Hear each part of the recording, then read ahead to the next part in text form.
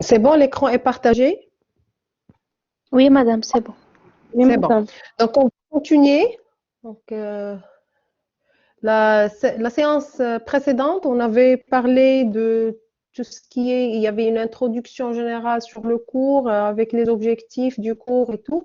Et puis, on a entamé tout ce qui est en relation avec les macronutriments, les micronutriments, leur définition, leurs caractéristiques, la couverture des besoins. Donc, on a finalisé avec ce volet-là. Et on a vu également les besoins spécifiques relatifs à tout ce qui est vitamines, la même procédure, c'est-à-dire les définitions, la couverture des besoins. Et là, on va parler un peu, avant de fermer le volet relatif aux nutriments, de leurs caractéristiques, sur la localisation des nutriments par les bactéries. Alors, les nutriments, généralement, dans le milieu, dans l'environnement, c'est-à-dire dans le milieu naturel, ils se trouvent en faible quantité. Ça, je l'ai déjà dit, ce n'est pas la même chose qu'au niveau de laboratoire. Au niveau de laboratoire, au niveau des milieux de culture qu'on prépare, eh ben, on met généralement en excès pour satisfaire les besoins nutritionnels de ces bactéries. Alors que ce n'est pas le cas dans le milieu de culture. Généralement, les quantités sont très faibles, d'accord? Bien faibles. Ce n'est pas la même chose que dans le laboratoire. Alors pour cela, les bactéries qui sont mobiles, ils sont dotés de tactisme. Alors là, on va définir ce que c'est que le tactisme. Le tactisme, tout simplement, c'est un déplacement vers ou bien à l'opposé de signaux environnementaux. On va expliquer ça davantage. C'est juste la définition d'un tactisme.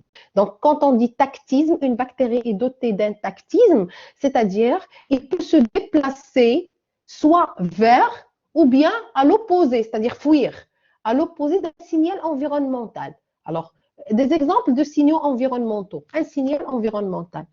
Exemple. J'attends une réponse. Comme un exemple de signal environnemental. La concentration, De quoi? Concentration de? C'est vrai, c'est une concentration de quoi, par exemple? La bactérie, qu'est-ce qu'elle va chercher, par exemple?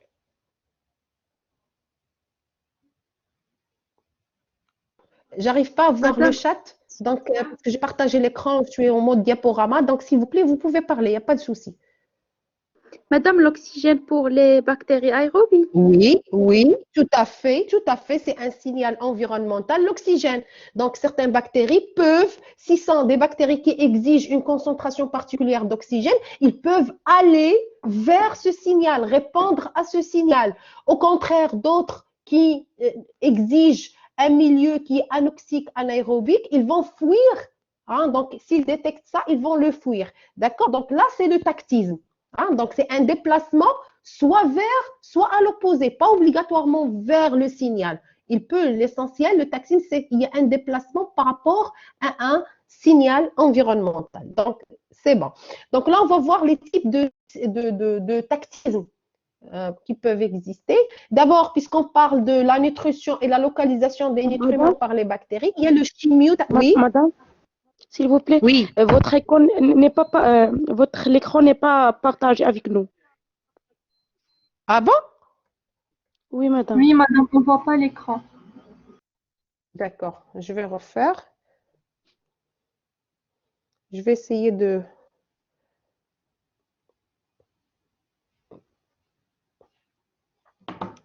Je vais arrêter le diaporama, je vais voir.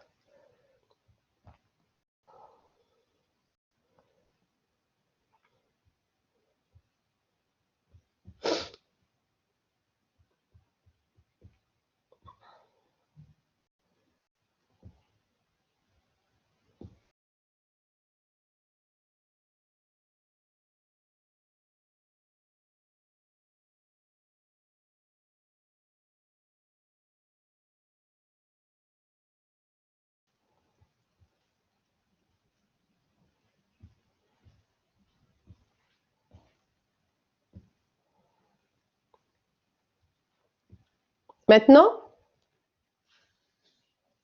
Oui, Oui, c'est madame, bon. maintenant c'est bon. c'est bon? Madame, Oui. pour le tactisme, il y a deux termes, le tactisme positif et le tactisme négatif. Le Oui, tactile vous pouvez positif le quand nommer la comme bactérie ça. elle- Oui, vous pouvez faire ça dans le sens que le tactile négatif, c'est lorsqu'il va fuir, hein, c'est se déplacer Ah à oui, madame. l'opposé du signal environnemental. Mais si vous donnez des Oui, choses oui. comme ça, déjà, c'est bon. D'accord? Donc, il y a plusieurs types de tactisme. D'abord, le chimiotactisme, c'est-à-dire qu'il y aura un déplacement, hein, par rapport, par exemple, à une substance chimique. D'ailleurs, chimiotactisme, comme exemple, un gradient de sucre. D'accord? Puisqu'on parle des nutriments. S'il y a un sucre dans un environnement, on va voir que il y a une expérience, vous pouvez chercher dans le web, il y a des expériences comme ça. On met une concentration, ou il y a un gradient de concentration de sucre et on voit que il y a des bactéries qui vont se développer ou bien se contourner tout autour des concentrations qui sont très élevées. Donc là, c'est un chimiotactisme. Il y a d'autres types de tactisme. Vous avez évoqué l'oxygène tout à l'heure. Donc, on parle d'aérotactisme, c'est-à-dire en réponse à l'oxygène, c'est-à-dire les bactéries qui sont des bactéries, par exemple, aérobies strictes, ou bien vous avez fait le TD sur les conditions de culture, vous avez trouvé, il y a des germes qui sont des micro-aérophiles, c'est-à-dire qu'ils se développent en présence d'oxygène, mais à des concentrations qui sont faibles par rapport aux concentrations qui existent dans l'atmosphère.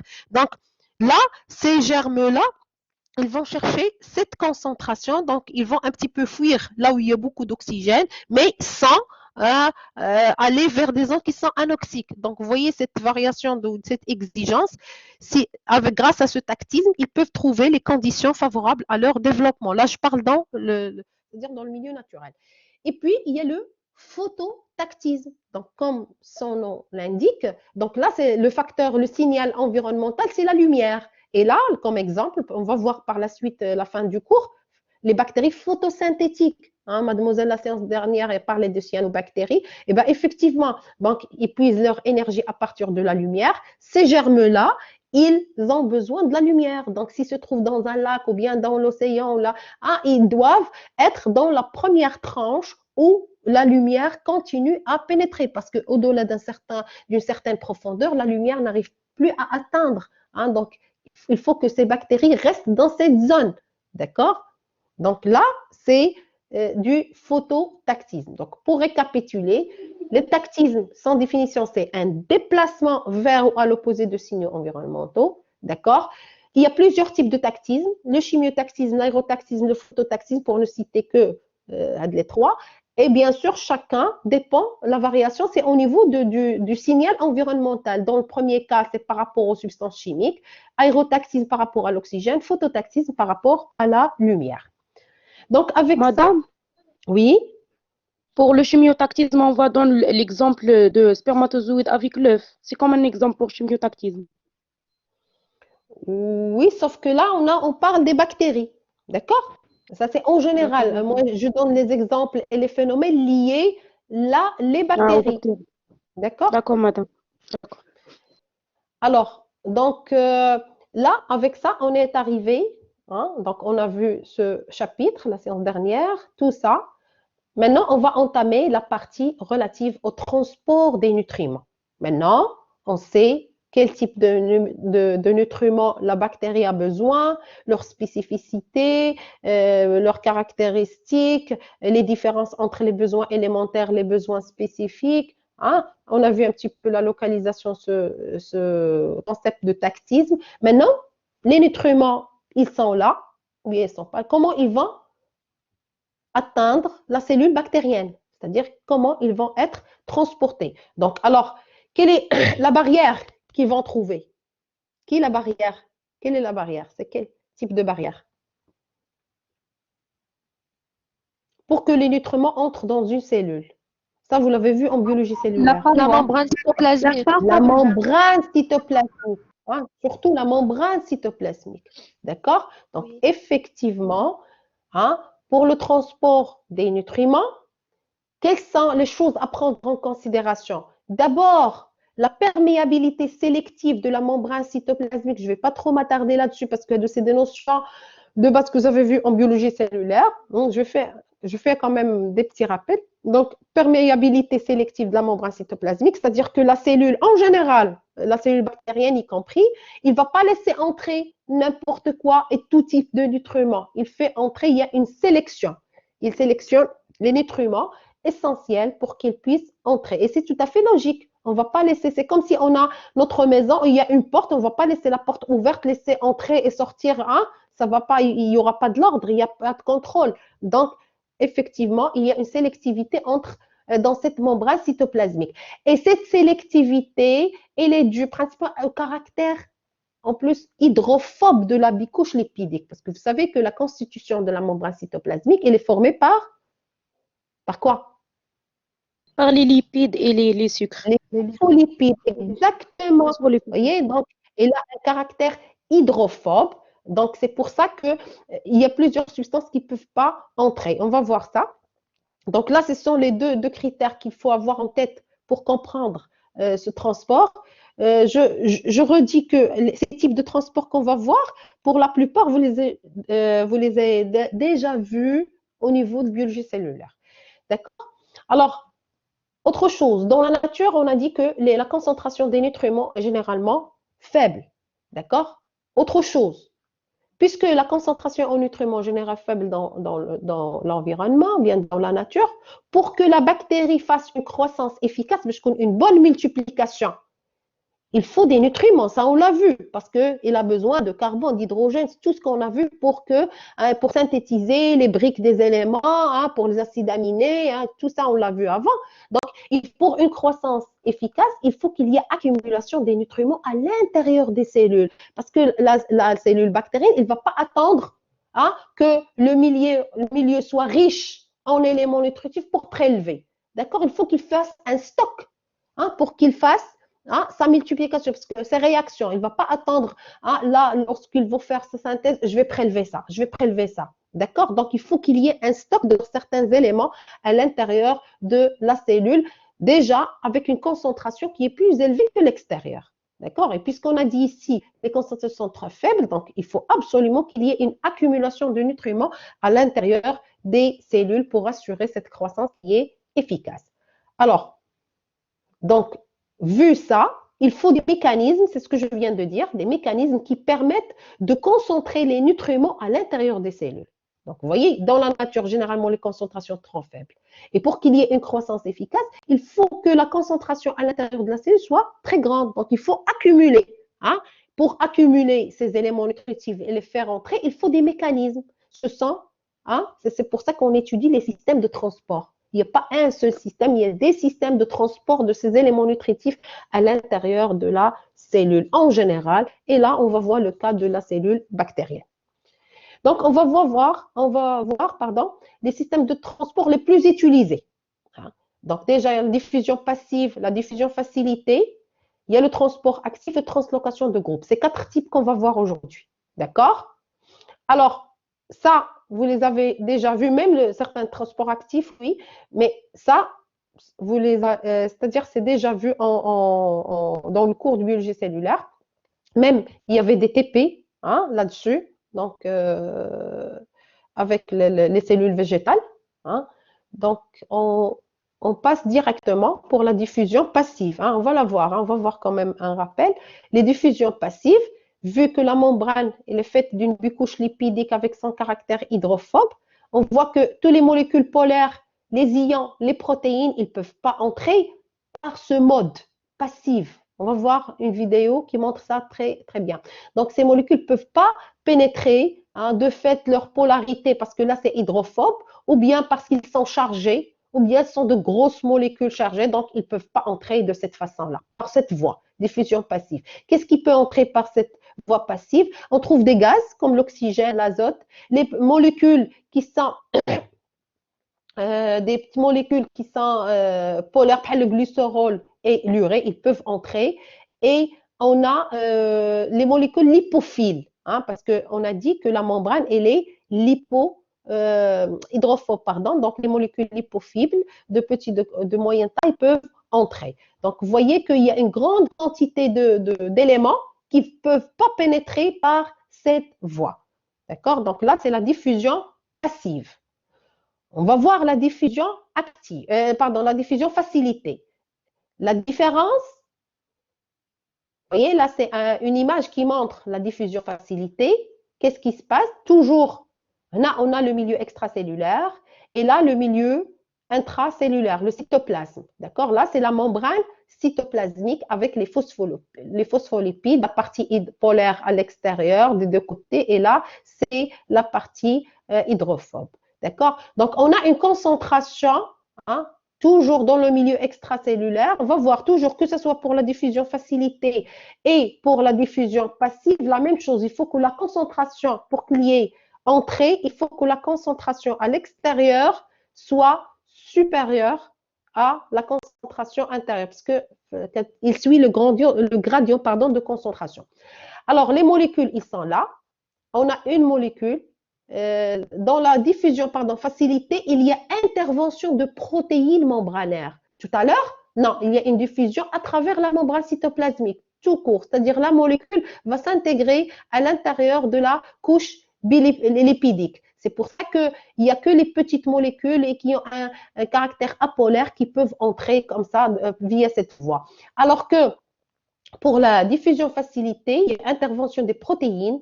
Hein, donc, on a déjà la concentration extracellulaire d'une substance est supérieure à la concentration intracellulaire. Vous voyez, on a plus de petits points noirs, on a de rangs de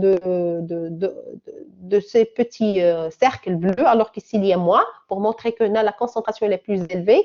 Et bien sûr, la molécule va se fixer à la protéine de transport, transport, qui va changer de conformation, vous voyez comment il était, comment il est devenu, pour pouvoir transporter la molécule à l'intérieur de la cellule. Donc là, c'est la diffusion facilitée. Là, vous avez un petit texte pour montrer ça. Donc, dans la diffusion facilitée, les substances traversent la membrane par l'intermédiaire du protéine de transport ou perméase. On parle de perméase. Hein.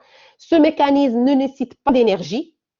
Le processus, il est réversible. C'est-à-dire, si la concentration ici intracellulaire est plus que les molécules ont tendance à sortir, donc parce qu'ils suivent le gradient de concentration. Donc, le processus est réversible si la concentration interne dépasse la concentration externe. C'est bon? Donc là, on va voir une vidéo qui va montrer les deux systèmes de transport. Vous m'entendez toujours? Oui, madame. Oui, madame. Là, on va passer pour voir de la vidéo qui montre ces deux types. Alors là, regardez, bien sûr, je vais la refaire. Vous me dites, s'il vous plaît, est-ce que l'écran est partagé? Oui, madame. Oui, madame. Vous voyez la vidéo sans problème? Oui, madame. Oui, madame. D'accord. Donc, je vais refaire. Donc, regardez, s'il vous plaît. Donc là, c'est la bicouche lipidique. Hein, c'est le même schéma qu'on a vu, sauf que ça, c'est animé. Donc, c'est à beau à voir, c'est plus explicatif.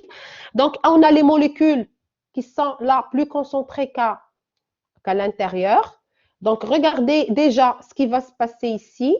Donc, regardez cette molécule qui va entrer, je parle de cette molécule d'abord, qui va, vu sa taille et son caractère hydrophobe, il va s'insérer entre la bicouche lipidique pour entrer à l'intérieur de la cellule. D'accord? Donc, concentrez-vous sur ça d'abord. D'accord? Donc là, c'est la diffusion simple ou facilitée. Vous voyez? Donc, il s'insère et il va entrer. Donc là, c'est la diffusion simple. Donc, on revient pour voir et pour.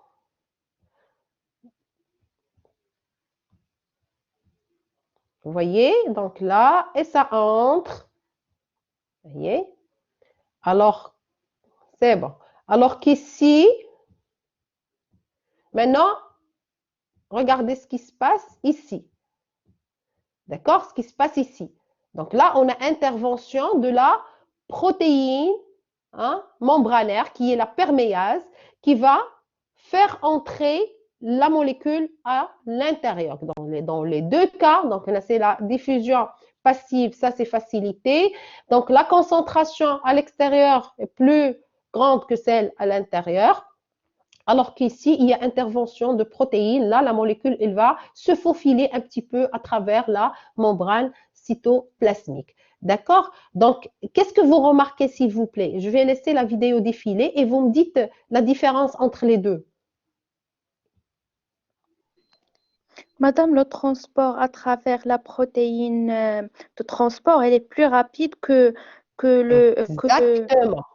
Donc, exactement. Donc, la protéine, son rôle, c'est qu'il fait qu'il va accélérer le processus. Et si vous avez remarqué la courbe qui est là, regardez la courbe.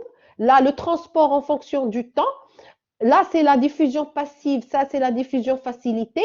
Regardez le transport. Hein, le transport, il est faible, d'accord? C'est vrai, il est continu, hein, mais il est faible. Alors que pour le transport facilité, rapide, il est rapide. Regardez le taux qu'on obtient, d'accord? Mais bien sûr, il reste un certain moment, hein, il va il va y avoir un plateau, d'accord? stabiliser. Pourquoi?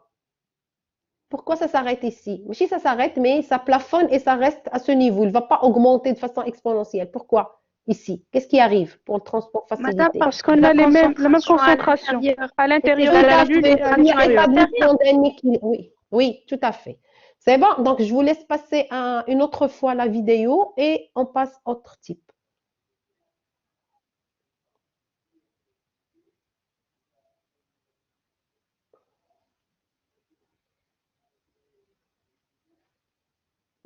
Et c'est bon. C'est bon? Oui, madame.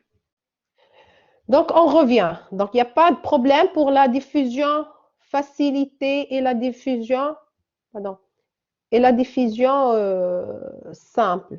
J'attends diaporama.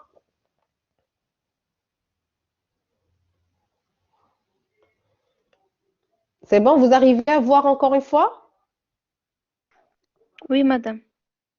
C'est bon. Madame. Donc là, on va passer un petit peu quels sont les points en commun entre la diffusion passive et la diffusion facilitée.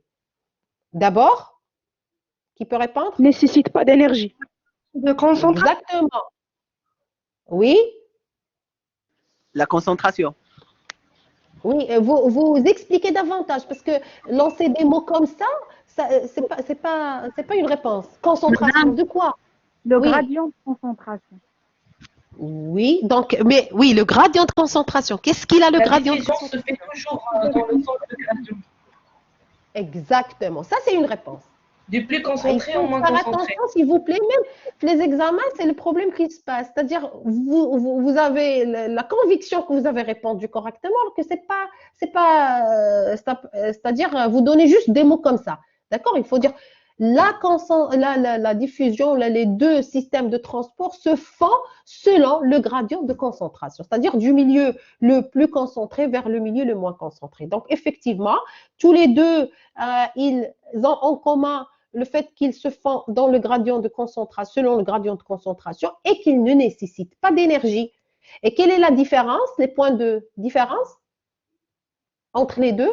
La vitesse de passage entre la division facilitée et la Très diffusion. bien. Oui, la vitesse de passage. Et quoi encore? Madame, Les protéines. et la sélectivité. Exactement, il nécessite des protéines, alors que dans le premier cas, non.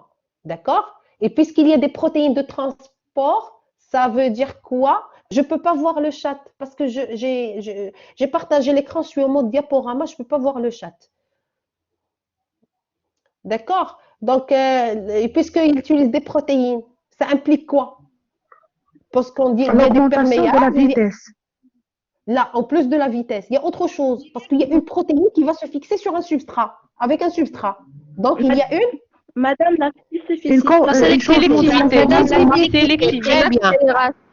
Très bien, très bien. La spécificité, j'ai entendu la réponse. Merci. Donc, effectivement, pour la diffusion passive, pas de protéines de transport, alors que dans la diffusion facilitée, il y a des protéines de transport membranaire qui sont appelées les perméases. Comme implication, il y a augmentation de la vitesse de diffusion. D'accord? Donc, la différence, c'est que même dans la fusion passive, il y aura entrée de ces molécules, d'accord? Jusqu'à établissement d'équilibre entre les deux compartiments. La différence, c'est la vitesse. Hein, c'est rapidement. C'est comme si ici, on a ouvert, je ne sais pas, 2 portes alors qu'on a une petite porte. D'accord? Et bien sûr, dans la diffusion passive, il y a entrée, on l'a vu dans le schéma précédent, de certains gaz, de certains et des composés liposolubles comme le glycérol, alors que dans la diffusion facilitée, non, avant de parler de type, on a déjà le changement de conformation de la protéine de transport. Lorsqu'on a vu la vidéo, vous voyez que la protéine, elle change hein, de conformation. Autre chose qui caractérise la diffusion facilitée, c'est ce que vous avez dit, la spécificité. C'est-à-dire la plupart de ces perméases, ils sont actifs vis-à-vis un seul type de molécule ou une classe de substrat. Par exemple, il n'y a que le glucose, une perméase pour le glucose, une perméase pour le lactose, d'accord? Ou là, un type, une classe. Donc, il y a une spécificité. Alors que ici, le fait ou bien la diffusion par ce mode, il dépend un petit peu du caractère hydrophobe et de la taille de la molécule. D'accord? Donc là, ce sont les différences, ou bien les caractéristiques un petit peu spécifiques à chaque type de transport. Donc, c'est bon pour la diffusion passive et facilitée? Oui, madame. Oui. Madame, pour ce genre de diffusion, soit passive ou bien facilitée, il peut se faire, madame, de sens inverse, c'est-à-dire ils vont sortir des molécules de la cellule vers le milieu extérieur. C'est pas seulement pour rentrer. On a dit, c'est possible vous avez vu la diffusion facilitée, elle est réversible. Réversible, c'est ce que vous demandez, réversible, mais il faut que le gradient de concentration soit inversé. Oui, c'est possible. Ah oui, d'accord, madame. Merci beaucoup. Je vous en prie. Alors, les limites avec ces deux transports. Si vous vous rappelez tout à l'heure, lorsqu'on a dit qu'il faut que la cellule ait un système de transport, c'est pour accumuler les nutriments qui existent généralement dans le milieu naturel en faible concentration. Donc, il faut des mécanismes de transport pour faire entrer ces éléments nutritifs. Alors, avec la diffusion passive et facilitée, à votre avis, est-ce que ces modes de transport peuvent suffire pour accumuler les éléments nutritifs? Non, madame, il n'est pas suffisant pour accumuler le maximum. Pourquoi? Oui, c'est vrai ce que vous dites, mais expliquez. Pourquoi? Parce qu'on voit qu'on dépasse ou bien qu'on obtient un seuil, on obtient un plateau. Bon. C'est quoi ce seuil? C'est lorsque on a un équilibre. Exactement.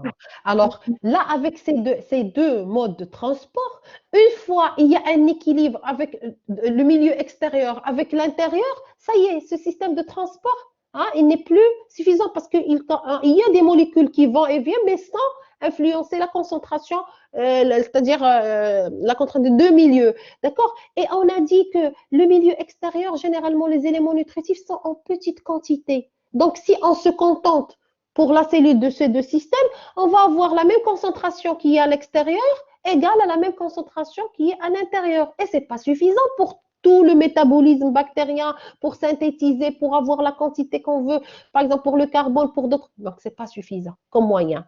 Effectivement, c'est les limites. Donc, ils ne peuvent pas permettre une croissance équilibrée dans les conditions environnementales courantes. D'accord? C'est-à-dire dans le milieu naturel. Donc, ils ne suffisent pas. Pour cela, pourquoi? Parce que la concentration, c'est-à-dire le maximum, ce que peuvent faire ces deux systèmes, c'est assurer que la concentration à l'intérieur soit égale à la concentration à l'extérieur.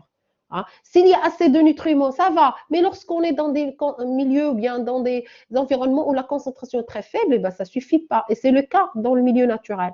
Donc, tout ça fait que la nécessité, il faut qu'on ait des mécanismes, il faut que la cellule ait des mécanismes qui sont plus efficaces pour concentrer les nutriments dans la cellule. Il faut que la concentration à l'intérieur de la cellule soit supérieure pour qu'elle puisse faire toutes ces synthèses et ces activités. Alors pour cela, il y a les deux autres types de transport qui sont transport actif et la translocation de groupe. Donc, encore une fois, comme tout à l'heure, on va voir la définition, les molécules transportées et on va voir des vidéos qui montrent, des schémas et puis des vidéos qui montrent chaque type de transport avec les points en commun et les points de différence. Alors, le transport actif et la translocation de groupes. On ne les a pas encore taillés, mais ils ont des points en commun. Déjà, est-ce que vous pouvez prévoir quels sont les points en commun entre ces deux types de transport? Madame, les deux nécessitent l'énergie. Ils nécessitent de l'énergie. Ils nécessitent de l'énergie, oui. Et Contre la concentré vers le pic. contre le Il se fait à l'aide des protéines de transport, les deux, non? Là, oui, il se fait à l'aide de protéines de transport, oui. Gradient de Madame, concentration de Madame, moins concentré vers le plus concentré. Du milieu, le? contre le gradient de concentration. Exactement, il se fait contre le gradient de concentration, tout Le moins simplement. concentré vers Madame, Exactement. Donc, ils ont en commun qu'ils se font tous les deux contre le gradient de concentration et c'est ce qui fait leur efficacité. Donc, de cette façon-là, la cellule peut accumuler l'élément en question, même si sa concentration au milieu extérieur, elle est plus faible. D'accord? Donc, il va continuer à faire entrer l'élément dont la bactérie a besoin à l'intérieur de la cellule, c'est-à-dire, il va passer du milieu le moins concentré vers le plus concentré. D'accord? Et effectivement, tous les deux, ils ont besoin d'énergie. Alors que tout à l'heure, c'est des mécanismes qui ne nécessitent pas de l'énergie. Donc, c'est le prix à payer pour que ces éléments nutritifs aient ou puissent entrer à l'intérieur des cellules. D'accord?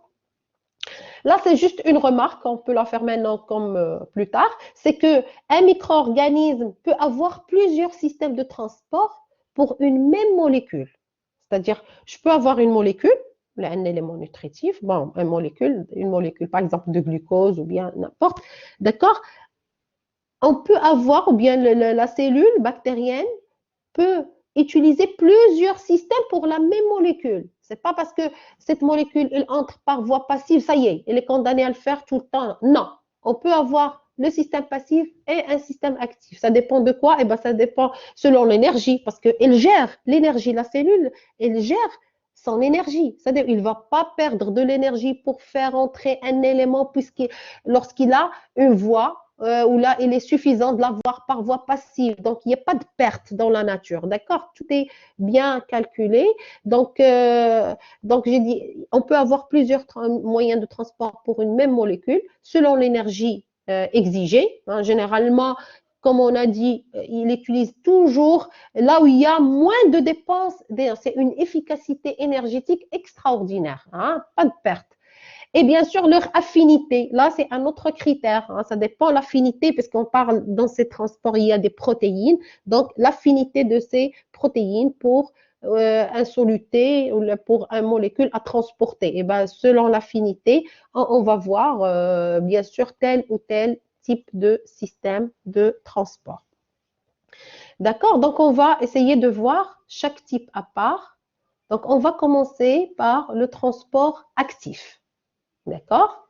Donc, le transport actif, comme vous l'avez dit, il y a implication de protéines membranaires de transport spécifique. Puisque protéines, ça veut dire il y a une liaison avec un substrat, il y a une spécificité. Donc, ça, d'une part. Quelles sont les molécules qui peuvent être transportées par ce mécanisme? Et bien là, on a les acides aminés, les sucres, les acides organiques, les ions inorganiques. Si vous vous rappelez bien, au niveau du premier schéma de la diffusion passive, on a dit que tout ce qui est chargé, les grandes molécules, les molécules polaires, tout ça ne peut pas entrer par diffusion simple. D'accord? Donc, les transports actifs peuvent le faire via, mais bien sûr, il va consommer de l'énergie. Ça, on l'a dit. Bon, puisqu'ils ont besoin de l'énergie, selon le type d'énergie, on peut distinguer deux types de systèmes de transport. Toujours dans le cadre du transport actif. Jusqu'à maintenant, transport actif, il implique les protéines spécifiques membranaires. Là, ce sont les molécules qui peuvent être transportées via ce mécanisme ou bien ce moyen. Et selon la source d'énergie, puisqu'il a besoin d'énergie, on peut avoir... Quelles sont les sources d'énergie que vous connaissez en général? On a l'ATP déjà. Est-ce qu'il y a une autre source d'énergie? Oui? L'ADP. Eh bon, l'ATP, L'ADP plus puisque l'ATP, une fois hydrolysé, il va donner l'ADP. Oui? Quoi encore? La source d'énergie pour une cellule. Il y a l'ATP. Ouais, c'est le groupe de phosphate qui donne, parce que c'est une liaison énergétique au niveau de l'ATP. Oui, mais à part l'ATP. Le sucre. Non, non, je parle de la monnaie énergétique. C'est le gradient de proton, la force proton-motrice. Vous savez de quoi je parle? La force proton-motrice. C'est un gradient de protons. Vous savez que à travers la membrane, ça vous l'avez vu en S1, je pense. C'est-à-dire que la membrane cytoplasmique, hein, il y a des protons, la concentration en ion H+. Ça vous l'avez vu? Est-ce qu'elle est pareille de part et d'autre de Oui, la membrane? la pompe Na plus K+. Et il y a exactement, il y a le gradient Na plus K+, et il y a le gradient H+, les protons H+, d'accord? Normalement, il y a plus de protons H+, à l'extérieur qu'à l'intérieur. Et pour que les H+ à l'intérieur, et entre à l'intérieur, ils passent par l'ATP synthétase. Vous avez vu l'ATP synthétase qui synthétise l'ATP, c'est-à-dire Au l'entrée niveau du de la H+ chaîne à respiratoire. de la membrane cytoplasmique. D'accord? Et bien sûr, donc là, c'est un réservoir d'énergie. Parce que si vous avez des H+ à l'extérieur, plus la concentration elle est plus élevée en H+ à l'extérieur par rapport à l'intérieur, l'entrée, on sait que l'entrée des H+ via l'ATP synthétase, donc ils vont libérer. Chaque proton qui va entrer à travers l'ATP synthétase, il y aura production de molécules d'ATP. Donc, si on fait entrer les H+, il va en consommer de l'énergie. Donc, c'est un réservoir d'énergie. Donc là, on va voir ça plus en détail, si vous les avez oubliés un petit peu, lorsqu'on va parler des types trophiques. D'accord? Donc, pour le moment, ce que vous devez retenir, c'est que ce transport actif de point de vue source d'énergie, ou bien il y a des systèmes de transport actif qui utilisent l'ATP, il y a cette molécule, adénosine triphosphate. Et il y a d'autres qui vont assurer, c'est-à-dire l'énergie, il ne vient pas direct de l'ATP, mais il va venir des protons, c'est-à-dire quand vous avez du le Na+, mal K+, et le H+, d'accord? Parce qu'il y a deux pompes. Alors, on va voir ça. Toujours, c'est ce que je viens de dire, c'est-à-dire la source d'énergie, on a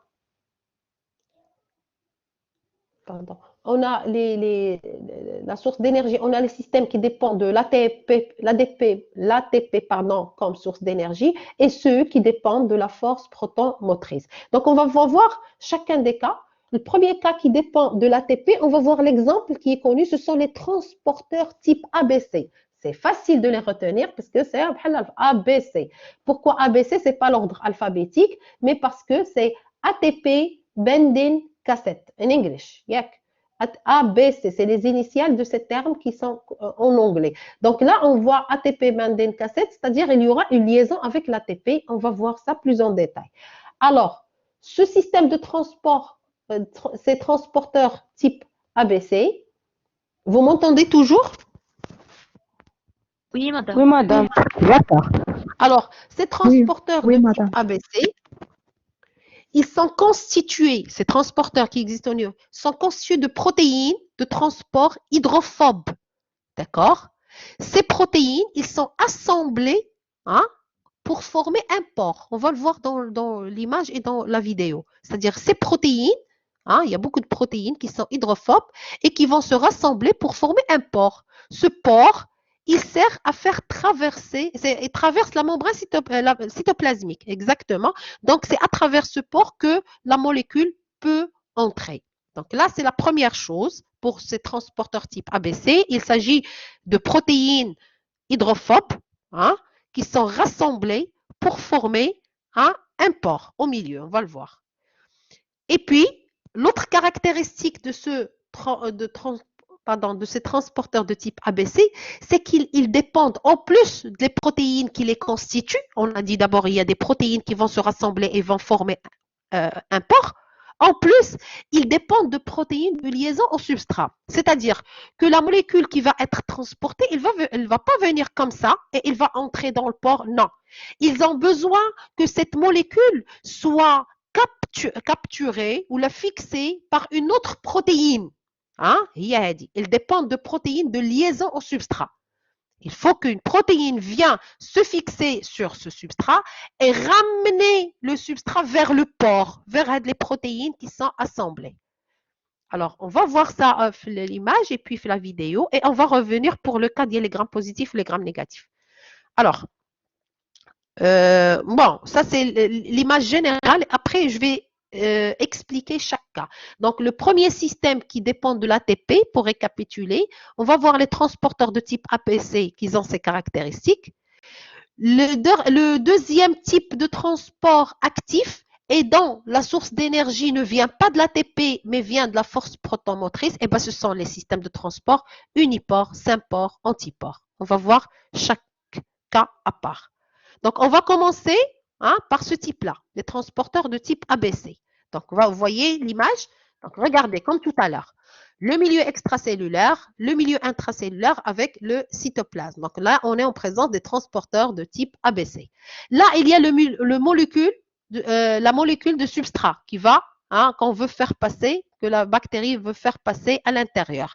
D'accord? Donc, comme j'ai dit, le complexe de transport ABC, c'est quoi? Elle est formée de protéines, 1, 2, 3, 4, ces protéines qui vont se former, se rassembler et qui vont former un pore, qui traverse toute la membrane, depuis le haut vers le bas. D'accord?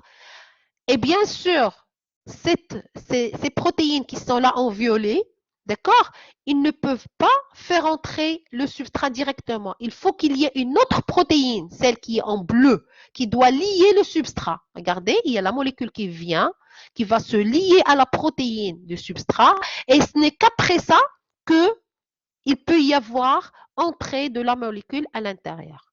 Donc, je récapitule. Donc, un substrat est capté par une protéine de fixation, qui va le libérer au niveau du complexe transport ABC. Les transporteurs ABC, les protéines qui vont former le pore. Et bien sûr, il y a une autre, parce qu'on a dit que c'est un système qui dépend de l'ATP. Pourquoi il dépend de l'ATP? Tout simplement parce que en parallèle, il y a une protéine sous le complexe, c'est la protéine transductrice d'énergie. Cette protéine, il se charge d'hydrolyser l'ATP. Lorsque la première protéine, il va fixer le substrat, il va le faire entrer. Pour qu'il y ait ce passage, il faut qu'il y ait hydrolyse d'ATP, c'est-à-dire utilisation d'ATP via de la protéine. Donc, il faut toutes ces conditions pour que cette molécule puisse entrer à l'intérieur. D'accord? Donc, vous voyez, système transport ABC, le transport actif consomme de l'énergie. Dans ce système, l'énergie provient de l'hydrolyse de l'ATP. C'est ce qu'on a vu ici. Vous voyez, là, la source, c'est l'ATP pour ce système. Et on a dit, il est conçu de protéines de transport hydrophobes. J'essaie de faire la compatibilité avec ce que j'ai écrit au début. C'est ça. Ce sont les protéines hydrophobes. Quoi encore? Assemblées pour former un pore traversant la membrane plasmique. C'est ce que vous avez ici. C'est le pore. Et finalement, ils dépendent de protéines de liaison au substrat. C'est ce que vous avez ici. C'est ça, c'est la protéine liée au substrat. Et puisque ils dépendent de l'ATP, c'est parce que la protéine, il va hydrolyser l'ATP en ADP. Donc là, c'est le système de transport. Alors, la différence ou la petite précision, c'est par rapport à cette protéine liée au substrat, qui est en bleu, qui va lier. Et bien là, il y a une différence selon qu'il s'agit de bactéries, selon qu'il s'agit de bactéries gram positifs et gram négatifs. Vous savez ce que c'est gram positif et gram négatif d'abord? Vous avez vu le cours? Oui, madame. Oui, madame. Quelle est la différence?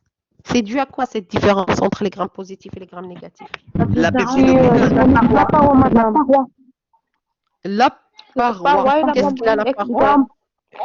Les grammes positifs, Oui. il y a seulement les 4 chaînes de peptidoglycane. Contre les grammes moins, il y a les chaînes, il y a moins de chaînes de peptidoglycane plus les membranes externes. Oui, j'attends une autre qui veut rajouter quelque chose pour mieux visualiser ou bien mieux montrer la différence entre la Madame, paroi des grammes positifs et grammes négatifs. Oui, mademoiselle? la membrane externe. Oui, la présence de la membrane externe chez Les grammes négatifs. Les les grammes grammes négatifs. négatifs. Donc là, une part, c'est-à-dire les grammes négatifs, ils possèdent une membrane externe Qui est par toxique. rapport aux grammes positifs. Oui, quoi encore? Et les grammes moins sont perméables. À quoi? Est-ce perméable, c'est pas Les suffisant. grammes Perméable à négatifs quoi? sont plus pathogènes. Les La, grammes moins plus, bah, présentent les la lipopolysaccharides. la plupart des pathogènes sont des grammes négatifs, mais pas obligatoirement, parce qu'il y a des pathogènes qui sont grammes positifs, mais la plupart des pathogènes pour l'homme sont des grammes négatifs, oui, effectivement. Mais je parle de point de vue structure, s'il vous plaît. Je ne parle pas de pathogénicité, ainsi de suite. Je parle de structure. C'est vrai, la paroi. Donc, au niveau de la paroi, Et que effectivement, les grammes les grammes moins, oui. ils contiennent une couche mince de peptides glycane et une membrane externe qui contient des lipopolysaccharides qui sont toxiques. Très bien. Donc, effectivement, déjà, comme vous avez tous dit, ou signalé que chez les grammes négatifs, on a la présence d'une membrane externe riche en lipides parce que la composition, il est presque la même que la membrane cytoplasmique. Et la couche de peptidoglycane constitue la paroi. Dans les deux, il existe, sauf que chez les grammes négatifs, elle est mince, alors que chez les grammes positifs, elle est plus épaisse. Donc, de ce fait-là, on dit que la constitution, la composition chimique chez les grammes positifs, là, elle est homogène parce qu'il n'y a que la couche de peptidoglycane. Alors que chez les grammes négatifs, non, elle est étrange parce qu'il y a la membrane externe. Et là, c'est très important parce que vous allez voir ça lorsqu'on va parler de la coloration de grammes au niveau des TP. D'accord? Que c'est en fonction de cette différence de parois qu'on a les bactéries grammes positives, grammes négatives, cette différenciation très importante dans le monde bactérien pour faire l'identification. Il n'y a pas de microbiologiste qui ne parle pas de coloration de grammes, c'est-à-dire ou bien fasse un travail au laboratoire sans passer par la coloration de grammes pour l'identification des germes. C'est très important, on va le voir, Inch'Allah, au niveau des TP. Alors, j'ai dit, alors, puisque c'était juste une précision par rapport à la signalisation ici, parce qu'on a parlé de grammes négatifs et grammes positifs, je reviens à la protéine. La différence, c'est que chez ces bactéries, c'est que cette protéine, chez les grammes positifs, comme vous pouvez le voir, elle est attachée à la membrane cytoplasmique. Hein? Pardon, qu'est-ce que j'ai fait? Hop, hop, hop. Oui. Cette protéine, chez les grammes positifs, elle est attachée à la membrane. Alors que chez les grammes négatifs, elle est dans l'espace périplasmique. Quand je parle de l'espace périplasmique, c'est quoi? Le périplasme. Il existe où, le périplasme? C'est quoi? Madame, entre les couches lipidiques? Non. C'est entre la membrane cytoplasmique et la paroi. L'espace qui existe entre la membrane cytoplasmique et la paroi bactérienne. C'est ça l'espace périplasmique. D'accord? Donc, chez les bactéries grammes positifs, cette protéine, il est lié à la membrane. Il est attaché à la membrane.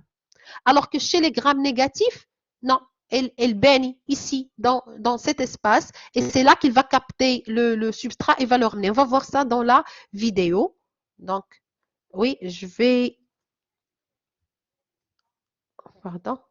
Je vais arrêter le diaporama pour que je puisse vous partager la vidéo avec vous.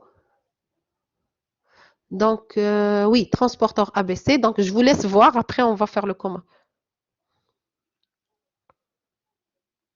Vous arrivez à voir? Oui, madame. Yallah, vous regardez Oui, la madame. vidéo.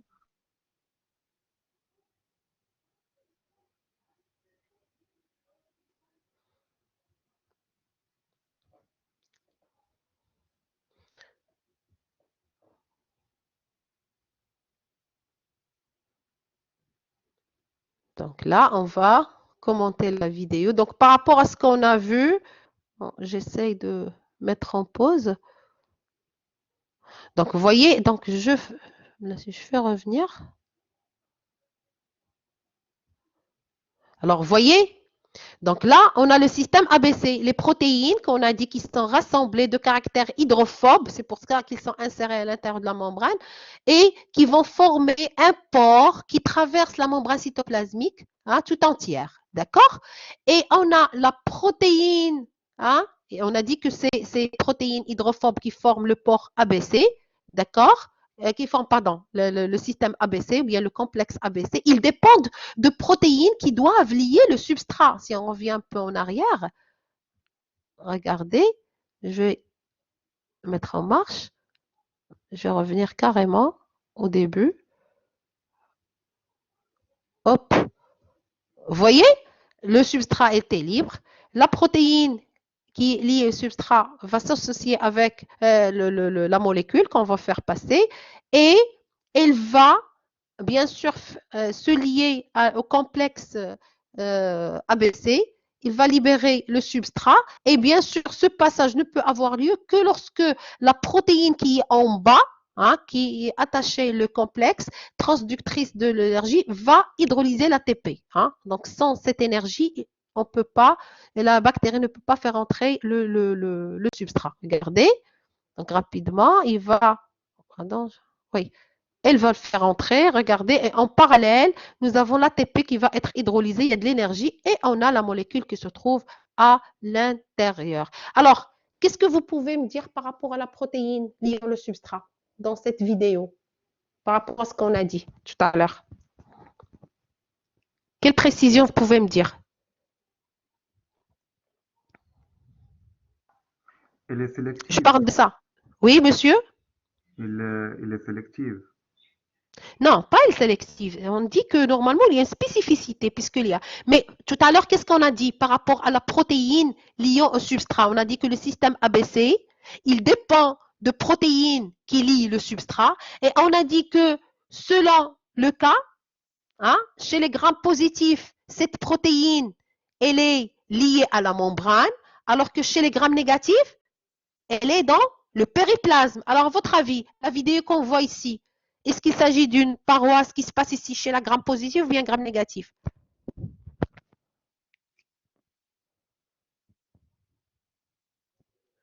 Gramme négatif?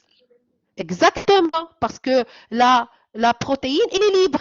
Il est libre ici, il n'est pas lié à la membrane. C'est pas comme tout à l'heure, on va le revoir dans l'image. Il était lié là. Mais là, regardez, il est libre. Il vient se lier au substrat et après, il va se lier au complexe ABC. D'accord? Donc, je pense qu'avec ça, c'est très illustratif. Donc, on comprend très bien ce qui se passe au niveau de la cellule avec cette vidéo. Donc, je reprends le diaporama. Vous voyez, là, la protéine qui va lier le substrat, elle est liée à la membrane. Donc là, on peut dire que c'est le gramme positif. D'accord?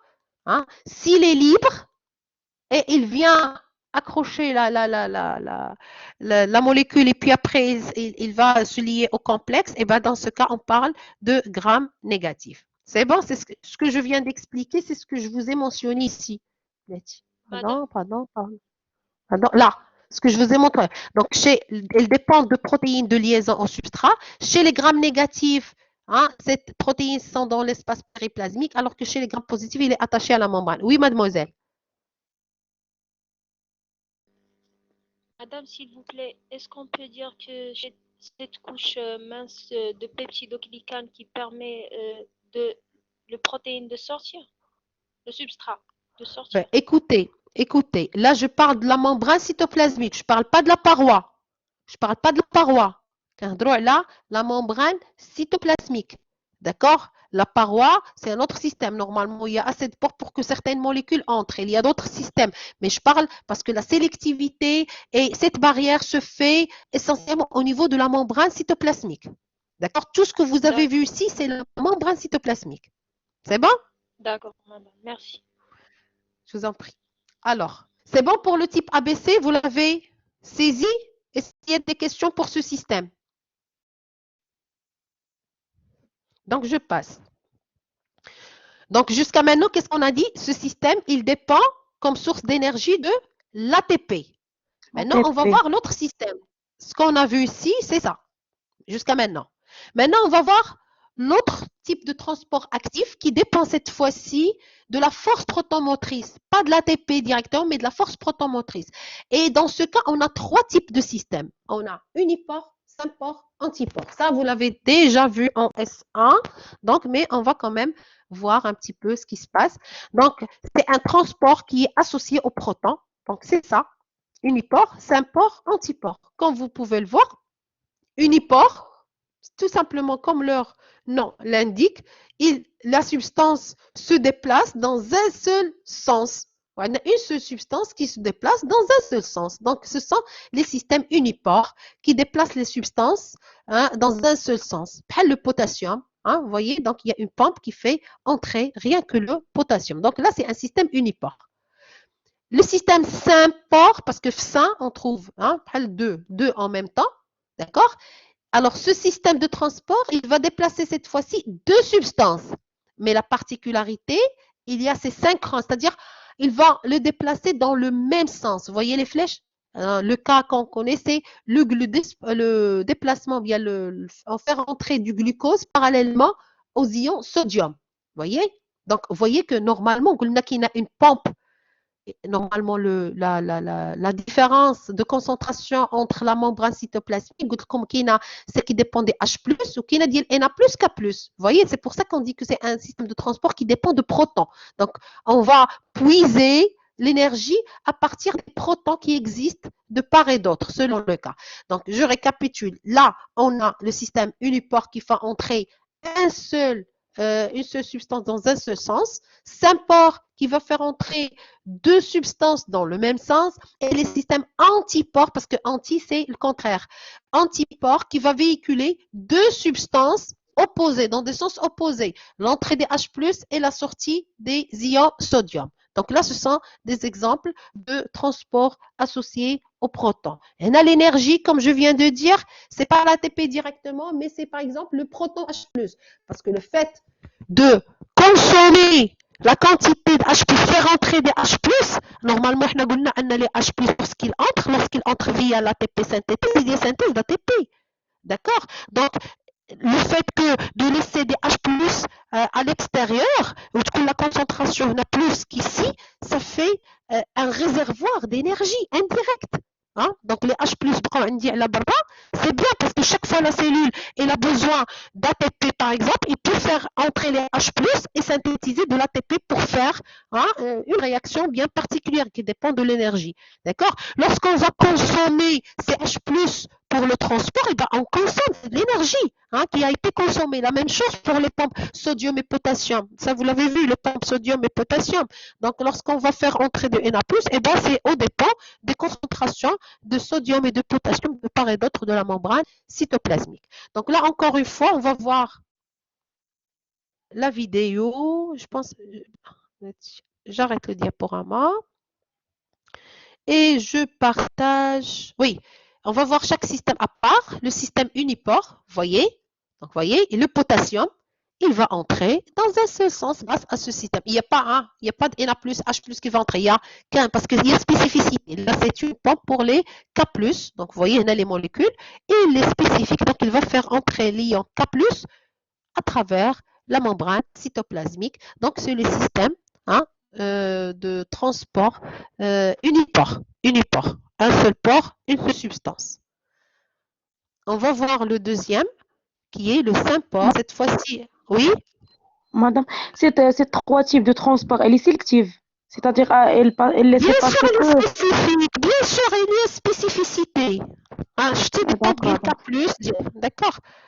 D'accord, madame, merci. Exemple, d'accord. Regardez, là, c'est sympore. Vous voyez?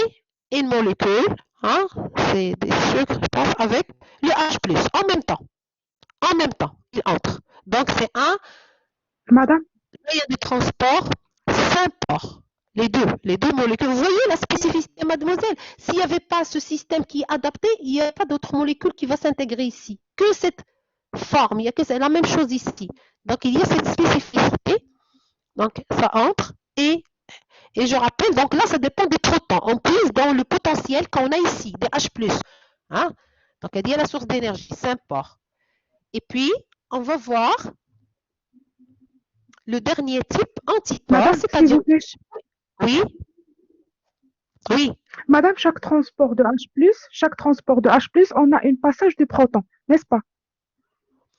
Non, là c'est H+ avec la molécule qu'on veut transporter. Les deux sont transportés dans le même sens. Ah ouais. Et entre les deux, je reviens vers l'image pour que vous puissiez. Ce que je viens de vous montrer, c'est ça. C'est-à-dire, les Na+ vont entrer parallèlement au glucose. C'est-à-dire que, qu'est-ce que ça veut dire ça? Ça veut dire que la cellule a besoin de glucose. Il veut le faire entrer. S'il va le faire entrer via ce système, hein, le glucose ne peut pas entrer directement. Donc, il va entrer via ce système de Saint-Port. Mais pour qu'il entre, il faut absolument, via ce système, il faut absolument qu'il y ait transport parallèle de Na+. Alors, quand vous puisez les Na+, alors c'est au détriment du gradient des Na+, parce que la cellule, elle essaye de faire un gradient. Comme pour les H+, plus d'H+ à l'extérieur par rapport à l'intérieur. La même chose pour le potassium et le sodium. Il a tendance à mettre plus de sodium à l'extérieur. Donc, et le K+, plus à l'intérieur. Donc, lorsque la cellule va puiser le stock, un stock d'énergie, hein, donc il va consommer le déplacement de Na+. C'est pour ça qu'on dit qu'il est associé au proton. L'énergie, il est indirect. Vous puisez les H+, le H+ qui a donné l'ATP par la suite, donc je diminue le stock d'énergie. D'accord? Donc, j'étais là. Oui, c'est un port, antiport. Antiport, c'est, vous voyez, dans les sens contraires. Vous voyez, qu'est-ce que je vous ai dit? Je ai dit, là, H+, une fois il entre, ça veut dire que la concentration de H+ à l'extérieur, elle a été diminuée.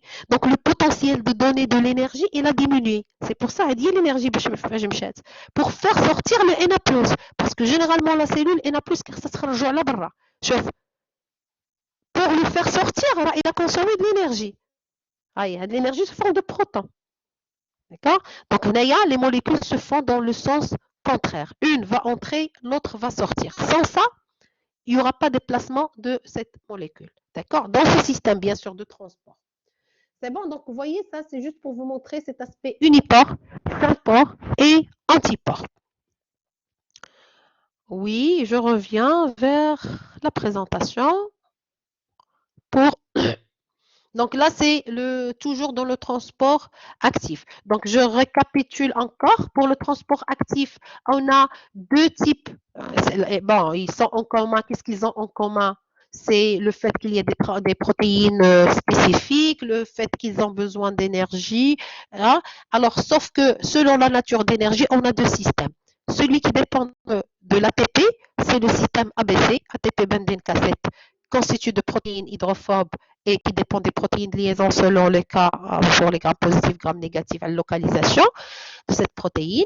Et ceux qui dépendent des protons motrices, la force proton-motrice, c'est-à-dire des protons qui sont de part et d'autre de la membrane cytoplasmique, que ce soit les protons H+, ou ce soit les Na+, et K+.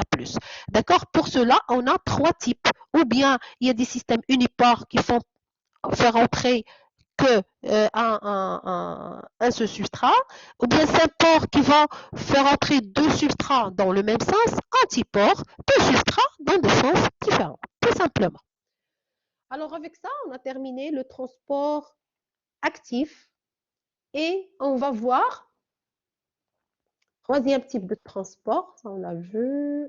Voilà. Il nous reste, c'est la translocation de groupe. Alors là, faites attention s'il vous plaît, parce que je sais que vous ne l'avez pas encore vu. Les autres, vous avez déjà eu une idée en S1. Donc, la translocation de groupe. Alors, qu'est-ce qui caractérise ce système de transport? Déjà, il y a le système qui est représentatif de ce type, c'est le système phosphotransférase, PTS. On dit système transport PTS, ça veut dire système phosphotransférase. Hein, ça, c'est son nom. D'accord? Alors, où on trouve ce système? On le trouve chez les bactéries anaérobies strictes. Vous avez fait le TD, vous avez fait le cours, donc vous savez que l'exigence des bactéries vis-à-vis de l'oxygène est diffère. Il y a des bactéries qui sont anaérobies strictes, d'autres qui sont anaérobies facultatives, des micro-aérophiles, des aérobies strictes. D'accord? Donc ce système, on le trouve que chez les bactéries anaérobies strictes et facultatives. D'accord? elle est rare chez les bactéries aérobies strictes, presque. Hein? On ne le trouve pas chez les bactéries. Donc, elle est un petit peu spécifique de ce métabolisme anaérobique, donc chez les anaérobies strictes et facultatifs. Alors, qu'est-ce qui le caractérise encore? Il nécessite une grande quantité d'énergie. Une grande. On a vu que le système ABC et le système, il nécessite de l'énergie. Alors là c'est un système qui nécessite encore plus, beaucoup d'énergie. Et il est fourni sous quelle forme? Hein, c'est pas l'ATP, c'est pas les protons, c'est le PEP. C'est quoi le PEP? Vous avez fait de la biochimie. C'est le phosphoénol pyruvate. Phosphoénol, donc là encore on trouve une liaison phosphate qui est riche en énergie. D'accord? Donc, la forme d'énergie dans le cas du système phosphotransférase, c'est grâce à la PEP. D'accord? On va voir ça en direct. Également, qu'est-ce qui le caractérise? C'est qu'il va impliquer au moins 4 enzymes pour le transport d'un seul sucre. Hein? Un seul sucre pour qu'il entre, il faut au minimum mobiliser 4 enzymes. Et ce qui caractérise encore ce mode de transport, c'est que le composé transporté, c'est-à-dire le substrat, il est modifié chimiquement. On va le voir. Il va être modifié. Lorsqu'il va être transporté, il ne va pas rester tel qu'il est. Il va être modifié. Ce n'est pas le cas dans les autres cas. Il y a la molécule qui reste intacte. Le K+, il entre, le glucose, il entre, ainsi de suite. Là, si la molécule emprunte, il entre via ce mode, elle est modifiée chimiquement. On va voir pourquoi et comment.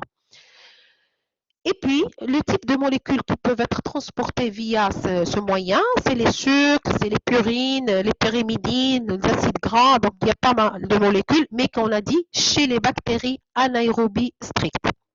Donc, vous voyez que c'est un moyen qui nécessite beaucoup d'énergie, l'application de beaucoup d'enzymes. Donc, de point de vue, c'est-à-dire exigence, elle est très grande. Donc, la bactérie n'a recours à ce système que lorsque les conditions sont assez particulières ou bien pour certains types de bactéries. Comme vous voyez, il n'est pas très généralisé. Hein? Alors, qu'est-ce qui se passe dans la translocation de groupe? Donc, regardez, comme tout à l'heure, on va voir l'image et puis après, on va voir la vidéo. Alors là, on a la membrane cytoplasmique, l'extérieur, l'intérieur, c'est-à-dire le cytoplasme. On a le substrat qu'on veut faire entrer, qui est le glucose. D'accord? Alors là, regardez, qu'est-ce qu'on a dit? La source d'énergie, c'est quoi? C'est le gradient de H+. Non, non, non, non, non. PEP. Non, j'ai pas dit ça. Phosphoénol. Le PEP. Non, gradient H+, c'est pour le système de transport actif, le cas dielsynpore unipore. Non, hein, on ne parle pas de... Là, on est dans un autre type, c'est la translocation de groupe. Hein. On a dit c'est le PEP, le phosphoénol pyruvate. D'accord? Donc, il y a une liaison phosphate très énergétique. Alors, lorsque cette liaison, regardez, il va être cédé à la première enzyme, enzyme 1, la liaison phosphate. Donc, l'enzyme 1, il va être lié, il va prendre le phosphate du PEP. Une fois le PEP va céder son phosphate, il va se transformer en pyruvate, hein, qui va rejoindre la cellule. Et l'enzyme 1 va transférer le phosphate vers une autre composante, l'HPR. D'accord? Et celle-là va le faire pour la troisième pour la quatrième. Et à la fin, le phosphate va être lié à la molécule. Hein, et on obtient, regardez, là c'était par exemple, c'est du glucose, mais lorsqu'il est entré, il est devenu glucose 6-phosphate. D'accord? Donc, il a été modifié chimiquement. Hein, de point de vue chimique, le groupement phosphate. Bien sûr, pour qu'il y ait ce groupement phosphate, il se rajoute ici. Regardez, il y a ce transfert à travers toutes ces multitudes des enzymes. C'est pour ça qu'on a dit au moins 4 enzymes pour qu'il y ait transport de cette molécule via ce moyen. Et si vous remarquez, vous trouvez que ces enzymes, il y a un aspect, regardez, les composants non spécifiques et d'autres qui sont spécifiques. Quand on dit spécifique à quoi? Spécifique, non spécifique, par rapport à quoi?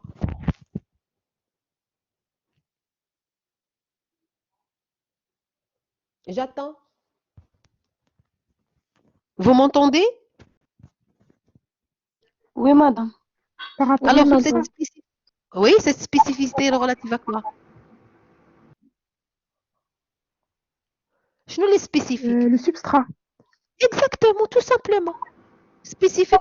Alors, cette partie-là du moyen de transport, ces enzymes, ils sont toujours là. Ils font le même travail, quel que soit le substrat. Alors que cette partie-là, c'est les enzymes 2A et 2B. Non, ils sont spécifiques. C'est-à-dire, ils sont spécifiques pour ce substrat. C'est-à-dire, s'il s'agit de glucose, on a un certain... les enzymes sont spécifiques. S'il s'agit, je ne sais pas, de lactose, c'est autre chose ou bien d'autres, hein, et ainsi de suite. Alors que cette partie-là du système, elle est standard, elle est non spécifique. Hein, parce que celle qui va être liée d'abord avec le PEP, ou bien il va réagir avec le PEP, et celle qui va transférer le groupement phosphate vers les enzymes spécifiques. Donc là, c'est grosso modo le schéma général de ce système de transport, de translocation de groupe. Donc, comme vous le voyez, on a dit qu'il implique plusieurs enzymes et que le glucose, le substrat est transformé chimiquement et que la source d'énergie est le PEP. Et il est très consommatrice, donc parce qu'on a beaucoup d'énergie qui va être consommée pour l'entrée de substrat. Donc là, on va voir la vidéo, comme tout à l'heure.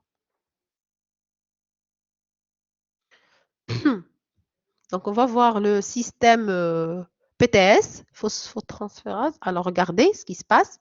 Je vous laisse voir. Après, on va commenter.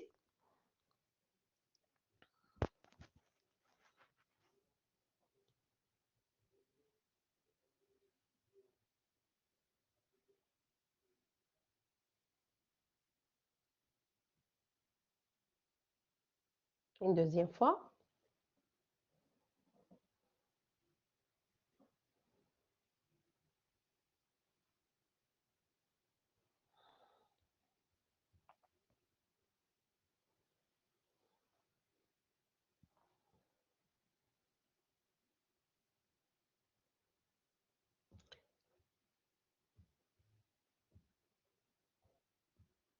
Alors, vous voyez, donc la molécule de glucose, on a le substrat, dans ce cas c'est le glucose, donc on a la membrane cytoplasmique, l'espace périplasmique, le cytoplasme, on a le glucose qui va venir se lier aux enzymes, hein, on a dit là, regardez ce qui se passe, il va avant de se lier. Bon, la première chose qu'on a vue, pardon, c'est le PEP. Hein, le PEP, c'est le pyruvate avec le phosphate, de la liaison qui est très énergétique.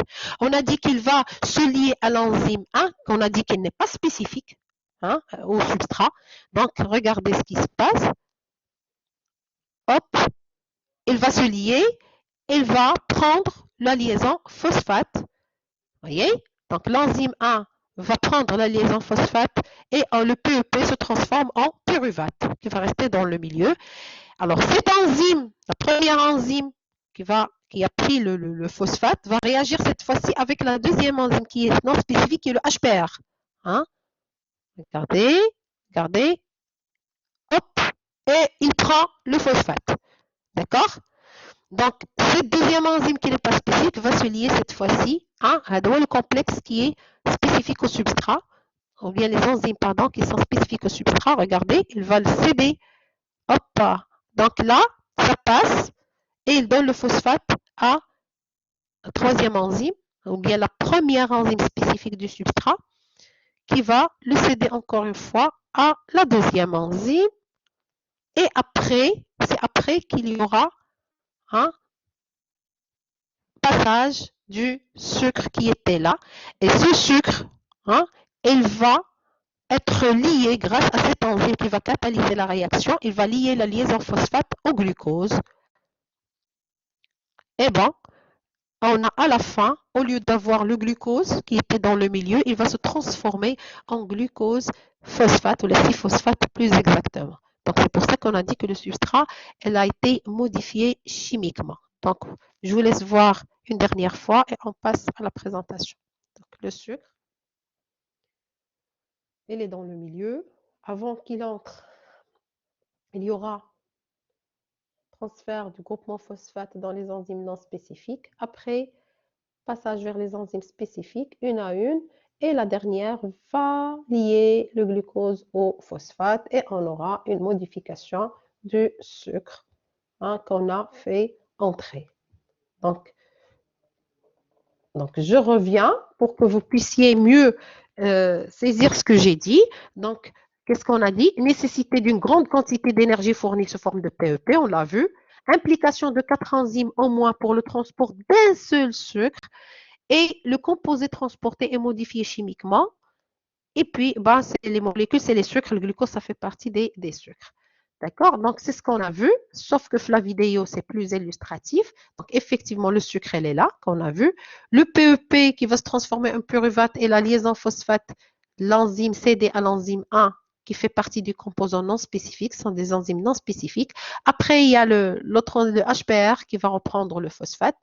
Et après, il va le lier à l'enzyme, la première enzyme, hein, qui fait partie de la composante spécifique, qui va le céder à la deuxième.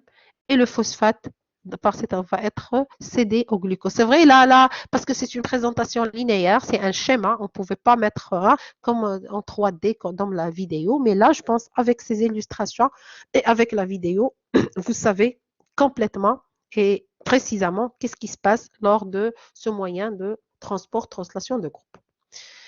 Alors, c'est bon? Vous avez saisi ce moyen de transport?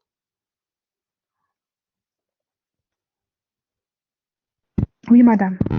D'accord. Donc, on va faire comme tout à l'heure. Quels sont les points, parce qu'on a vu les points en commun de ces deux moyens de transport, c'est qu'ils nécessitent de l'énergie, hein, qu'il y a la spécificité et tout, ils se font contre la gradient de concentration. Quels sont les points de divergence entre le transport actif, on a vu le système ABC et le système uniport, symport et antiport, et entre la translocation de groupe? Si on compare les deux, quels sont les points de différence, hein? Madame? Au niveau de la Oui, monsieur?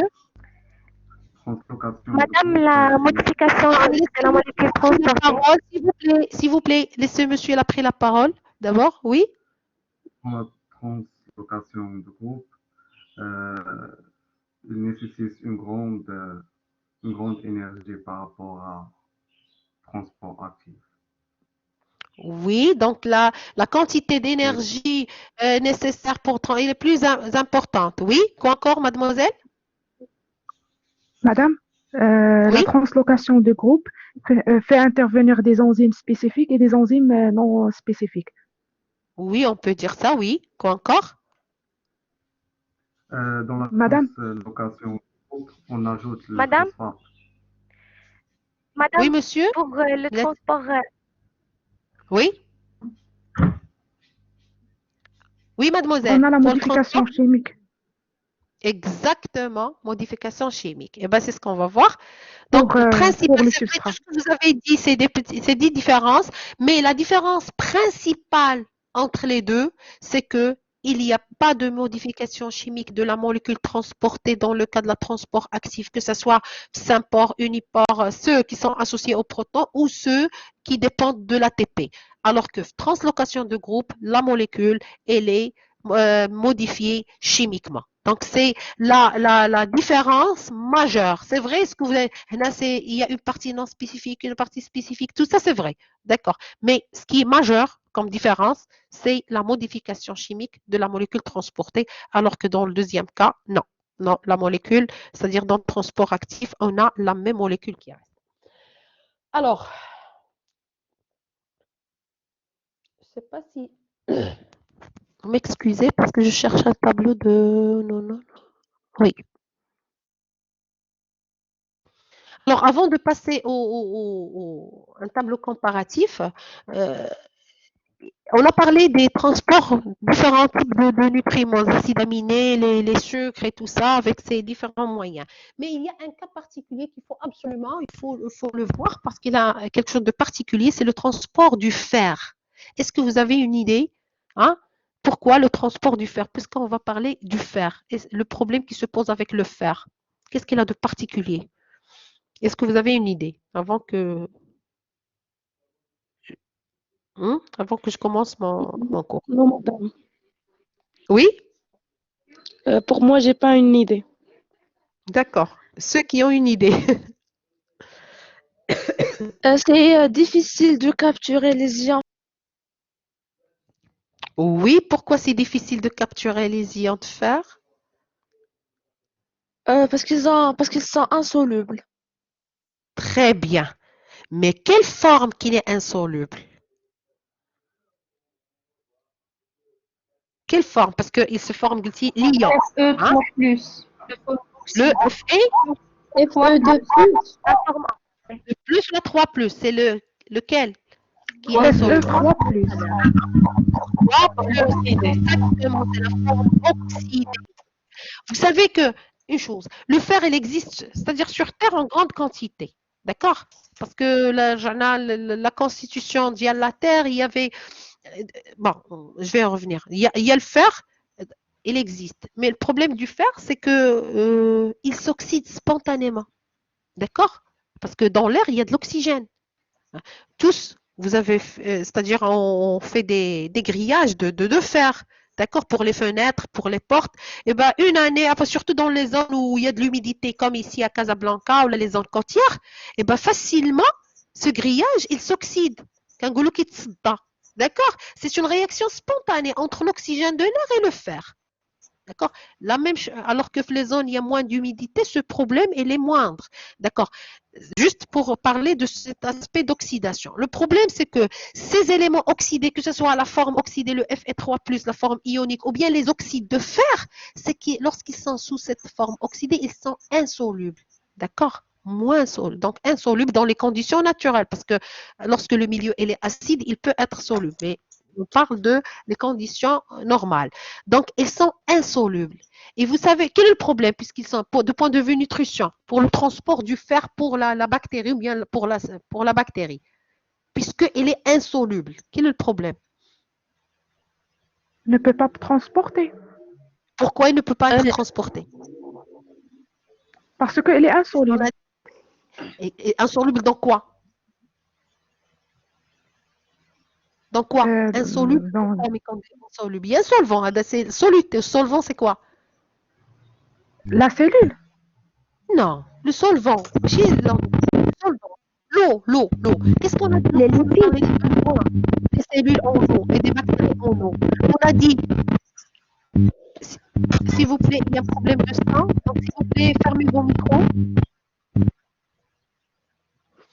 Alors, le fer, qu'est-ce qu'on a dit lorsqu'on a parlé des besoins en eau? On a dit que les éléments nutritifs, pourquoi l'eau elle est très importante? On a dit parce qu'il catalyse certaines réactions et on a dit parce que c'est les solvants hein, dans lesquels se font les réactions, c'est-à-dire les éléments, ils sont solubles dans l'eau. Sans cette eau, il n'y aura pas passage. Il faut que ça soit soluble dans l'eau pour qu'il puisse entrer parce que toutes les réactions se font dans de l'eau. D'accord? Donc, si le fer il est insoluble, il ne peut pas entrer. D'accord? Donc, ça, c'est un problème. Alors, qu'est-ce qui se passe? Alors, là, c'est juste pour vous mettre dans le bain avant d'expliquer. Donc, c'est un composant, déjà, le fer, c'est un composant essentiel pour la bactérie parce qu'il entre dans la chaîne respiratoire, dans plusieurs, c'est-à-dire molécules qui sont très importantes, les cytochromes, les protéines qui interviennent dans le transport des électrons. Donc, le fer, il est très important comme élément. D'ailleurs, c'est parmi les macronutriments. D'accord? Alors, quoi encore? Alors, le problème qui se pose, et vous l'avez dit, c'est l'insolubilité de la forme oxydée du fer. La forme, entendez, oxydée du fer, par exemple le Fe3+, ou là les oxydes de fer. Donc, il ne peut être transporté directement dans la cellule sous cette forme. Donc, pour cela, la cellule, elle a un problème. La cellule, la solution, c'est que la cellule, il va libérer des molécules, hein, donc, implication d'un agent chélateur. Chélateur, c'est-à-dire quelque chose qui fixe. Chélateur, il va l'attraper, il va le fixer. Implication des agents chélateurs, ce sont des composés qui vont fixer le fer et va le rendre disponible pour le système de transport cellulaire. D'accord? Donc, normalement, le composé, une fois qu'il va fixer le fer, le composé, il a la capacité d'entrer. Donc, lorsqu'il va entrer, il va faire entrer avec lui le fer. D'accord? Généralement, le système de transport est de type ABC, entre autres. D'accord? Donc, avec la molécule, avec le fer, elle est déjà fixée avec elle et il va la faire entrer. Donc, pour trouver une solution à ça, donc les bactéries, ils vont impliquer des agents chélateurs. Ce sont des composés fixant le fer et le rendant disponible pour le système de transport cellulaire. Alors, ces agents, ils ont un nom. Ce sont les sidérophores. Donc, lorsqu'on parle de sidérophores, ce sont des composés qui vont fixer le fer et le faire entrer à l'intérieur de la cellule pour le rendre disponible pour les différentes réactions à l'intérieur de la cellule. Donc, les bactéries, effectivement, ils libèrent des sidérophores. On va voir plus. Donc, là, c'est un schéma, je pense. Oui. Donc, les sidérophores, ce sont des molécules de faible poids moléculaire, très faible poids moléculaire. D'accord? Ce ne sont pas de grosses molécules qui vont fixer le fer. Donc, le complexe sidérophore avec le fer, il va se fixer sur un récepteur membranaire spécifique. Il y a une spécificité. Hein? Et le fer est transféré via des protéines de transport spécifiques ABC transporteurs. Je fais le système ABC. Il dépend de quelle source d'énergie? ATP. Exactement. Donc, mais avant, il faut que ce complexe puisse se lier au fer et tout l'ensemble va entrer via ce système vers l'intérieur de la cellule. Donc, ces sidérophores, ils sont sécrétés par les bactéries lorsque le milieu il est pauvre en fer. Déjà, lorsqu'il est pauvre en fer, il fait ça. En plus de l'insolubilité, s'il y a peu de fer dans le milieu tout autour de la bactérie, donc il va libérer ces sidérophores, ce qui fait qu'il est plus compétitif aux autres. Une bactérie qui est capable de libérer ces éléments, il va facilement, elle sort d'aimant, des aimants qui vont prendre le fer et le faire entrer. Alors que ceux qui ne vont pas synthétiser ces sidérophores seront moins compétitifs par rapport aux autres. D'accord? Donc là, on a un schéma qui montre grosso modo ce qui se passe. Donc là, c'est la cellule. Là, c'est le récepteur. Un récepteur qui va reconnaître le S. Le S, c'est le sidérophore qui va se lier avec la molécule du fer. Une fois qu'ils sont liés, il va être reconnu. Le sidérophore, il est reconnu par un récepteur et il va faire entrer avec lui le Fe3+, et il va le libérer à l'intérieur de la cellule. Et là, il peut être réduit sous forme Fe2+, intégré dans les différentes voies de synthèse. D'accord? Des molécules qui font intervenir le fer dans leur composition. Donc, le fer, il est lié sous la forme Fe3+, hein, même s'il est insoluble sous cette forme. Donc, le sidérophore, une fois qu'il le lie, il va permettre son entrée dans la cellule. Et le sidérophore, une fois à l'intérieur, il va quitter la cellule pour un autre cycle. C'est-à-dire, l'enzyme, il intervient dans la réaction, mais il ne va pas être consommé. Donc, il va juste faire entrer le fer et il va sortir pour qu'il puisse faire entrer une autre molécule de fer. D'accord? Donc, ça, c'est le cas particulier des sidérophores. Donc, on va terminer avec ce tableau comparatif. Donc, vous voyez, donc c'est un tableau qui compare les différents modes de transport. C'est pour récapituler tout ce qu'on a vu. La diffusion passive, la diffusion facilitée, le transport actif et la translocation de groupe. Donc, de point de vue protéines de transport, la diffusion passive, est-ce qu'elle a besoin de protéines de transport? Absent. Non. Non, il n'a pas besoin. Diffusion facilitée? Oui. Oui. Transport actif? Oui. Oui. Translocation de groupe? Oui. Exactement. Oui. La Oui. vitesse de transport, dans le cas de la diffusion passive, elle est comment cette vitesse? Elle est lente. Non, Elle est lente. exactement. La diffusion facilitée. Rapide. Rapide. Vite. Très bien. Alors, la diffusion passive, contre le gradient de concentration ou pas, ou quoi? Oui? Dans le. Non, n'est pas contre le gradient. Parce Gradient que de la question concentration. ici est contre le gradient. Non. Diffusion facilitée. Non. Transport actif? Oui. Oui. Oui. Contre? Oui. Oui, il est Oui. contre le gradient de concentration. Translocation de groupe? Oui. Oui. Alors, la spécificité des molécules? Diffusion Non facile, spécifique. Non spécifique. spécifique. La diffusion facilitée. Transport actif. Spécifique. Oui. Translocation. Spécifique. Parce qu'il faut intervenir des protéines. Diffusion passive, est-ce qu'elle a besoin d'énergie? Non. Non, madame. Non, Exact. pas d'énergie. Besoin. Fermez vos micros, s'il vous plaît. Donc là, c'est la récapitulation de tout ce qu'on a vu. Donc, c'est bien. Vous avez pu répondre à tout pour remplir le tableau. Donc, je conclus que vous avez bien saisi cette partie. Donc, je pense qu'on va arrêter parce que c'est l'heure. Et la séance prochaine, Inch'Allah, va porter sur le type trophique. D'accord? Avant de terminer, est-ce qu'il y a des questions, s'il vous plaît? Non, madame, tout est clair. Merci beaucoup. Tout est clair? Eh bien, préparez-vous parce que la séance prochaine, Inch'Allah, il faut que tout ça soit bien ancré en tête pour que vous puissiez continuer. Parce que là, on va faire l'exploitation de toutes ces notions pour déterminer le type trophique. Si on revient vers les objectifs, l'étudiant doit être capable de déterminer le type trophique. D'accord?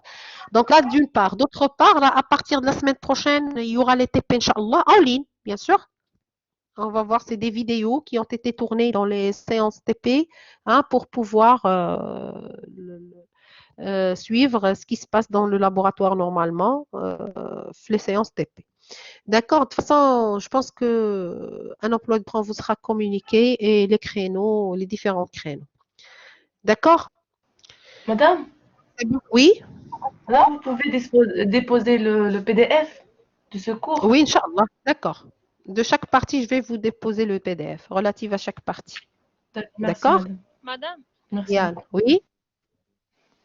Oui, mademoiselle. Concernant les TP, est-ce qu'on aura des capsules?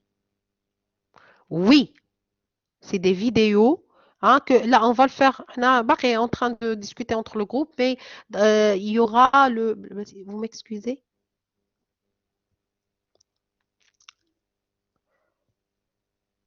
Un moment, s'il vous plaît.